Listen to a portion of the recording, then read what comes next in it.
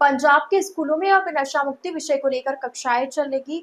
प्रदेश में 9वीं से 12वीं कक्षा के छात्रों को नशे से बचने के लिए विशेष रूप से तैयार किया गया पाठ्यक्रम पढ़ाया जाएगा।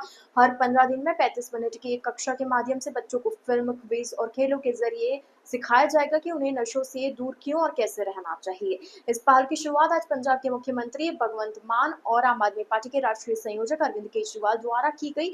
इस मौके पर सीएम ने कहा कि शुरुआत सिलेबस की सरकारी स्कूलों से की गई, इसके बाद इसे प्राइवेट स्कूल और कॉलेजों में पढ़ाया जाएगा।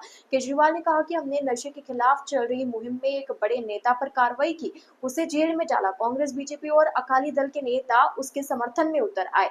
वे कह रहे कि उसके साथ गलत हुआ। बीजेपी और कांग्रेस के नेता आंसू बहा रहे हैं और अकाली दल के लोग हमें गालियां दे रहे। वहीं कार्यक्रम के आखिर में सीएम भगवंत मान ने सभी को नशा न करने की शपथ दिलाई। आज का दिन सिर्फ पंजाब के लिए नहीं बल्कि पूरे देश के लिए ऐतिहासिक है। पंजाब में नशा एक दिन में नहीं आया, ये समस्या कई वर्षों से चली आ रही है। 2007-8 से पंजाब नशे की गिरफ्त में है।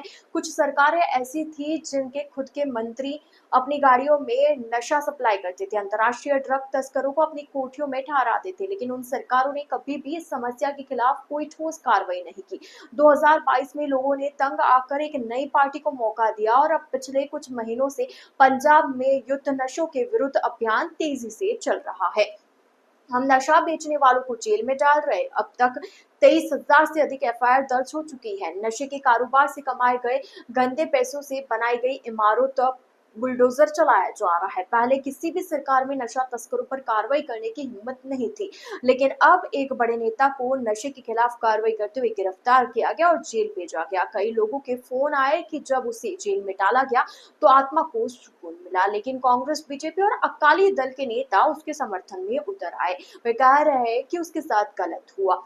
बीजेपी और कांग्रेस के नेता आंसू बहा रहे हैं और अकाली दल के लोग हमें गालियां दे रहे हैं। आज पंजाब के मुख्यमंत्री भगवंत मान, लेकिन कल जो सामने बैठे बच्चे हैं वही भविष्य में मुख्यमंत्री बनेंगे, बशर्ते वे नशे से दूर रहे। पिछली सरकारों ने स्कूल की हालत खराब कर दी थी। आपके माता पिता ने आपके लिए बड़े सपने देखे, लेकिन जिस दिन कोई बच्चा नशा करता है उन सपनों का टूटना शुरू हो जाता है।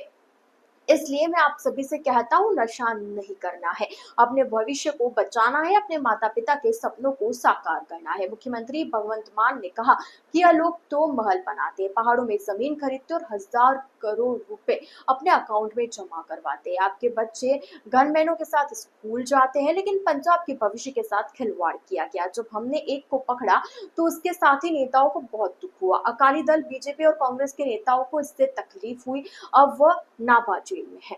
उन लोगों को भी अब दुख है जो कि 2021 से 24 तक ये कहते रहे कि हमारी सरकार आई तो उसके गले में रस्सी डालकर थाने में लेकर जाएंगे, लेकिन अब जब उसे जेल भेजा गया तो इन नेताओं को दर्द हो रहा है। हमारी सरकार की रेत, बजरी, होटल या किसी व्यापार में कोई हिस्सेदारी नहीं है, लेकिन जिनके पास पहले सत्ता थी उन्होंने बिजनेस, पहाड़ और आमदनी के हर साधन में हिस्सेदारी ले रखी थी। उन्होंने पंजाब को लूट कर खा लिया। सीएम ने कहा कि जब किसी मंत्री की गाड़ी में चिट्टे के पैकेट पाए जाते हैं और मंत्री अपने घर में नशे के सौदागरों को रखता है तो फिर क्या हाल होगा। जिस बाग का माली बेईमान हो उस बाग को तो उजड़ना ही है। हम चाहते हैं कि हर गांव में 2-4 अच्छे माली तैयार हो जो बच्चों को संभाल सके, उन्हें नशे से दूर रख सके। शुक्र है कि वे अब सत्ता में नहीं है। आज सारा पंजाब कह रहा है कि थोड़ी शांति मिली। अब वे पूछ रहे हैं कि क्या वह बाहर तो नहीं आ जाएगा। हम जवाब दे रहे हैं, चिंता मत करो, हम अच्छे वकील भेजेंगे। सुखबीर बादल अपने पुत्र, भतीजे और साले के अलावा किसी को नहीं पहचानते। अपने तो उन्हें बहुत वोट दिए, लेकिन उन्होंने अभी भी आपके हक में आवाज नहीं उठाई। पता नहीं वे इन रिश्तेदारों को भी साथ लेकर ही जाएंगे या नहीं। अब तो उनकी रैलियां भी बंद हो गई, लोग वहां जाना ही नहीं चाहते। पंजाब के शिक्षा मंत्री हरजोत सिंह बैंस ने कहा, आप सब जानते हैं कि 2022 में पंजाब के स्कूलों की क्या हालत थी। शिक्षक अपनी जेब से पैसे खर्च करके स्कूलों को सुधारने की कोशिश करते थे। अपने बच्चे वे प्राइवेट स्कूलों में पढ़ाते थे, जबकि सरकारी स्कूलों में केवल गरीबों के बच्चे ही पढ़ते थे। लेकिन पिछले 3 वर्षों में स्थिति पूरी तरीके से बदल गई है। अब सरकारी स्कूलों में सारी मूलभूत सुविधाएं उपलब्ध है, स्कूल बस और कैंपस मैनेजर जैसी व्यवस्थाएं दी जा रही है। सब शिक्षकों की मेहनत का नतीजा है। आज हमारे सरकारी स्कूलों के बच्चे नीट और जेईई जैसी परीक्षाओं में शानदार प्रदर्शन कर रहे हैं। केंद्र सरकार के सर्वे में पंजाब के स्कूल देश में नंबर 1 पर आए। दिल्ली में हुई एक बैठक में केंद्रीय शिक्षा मंत्री ने कहा कि आपके शिक्षा मॉडल की देश भर में चर्चा हो रही है।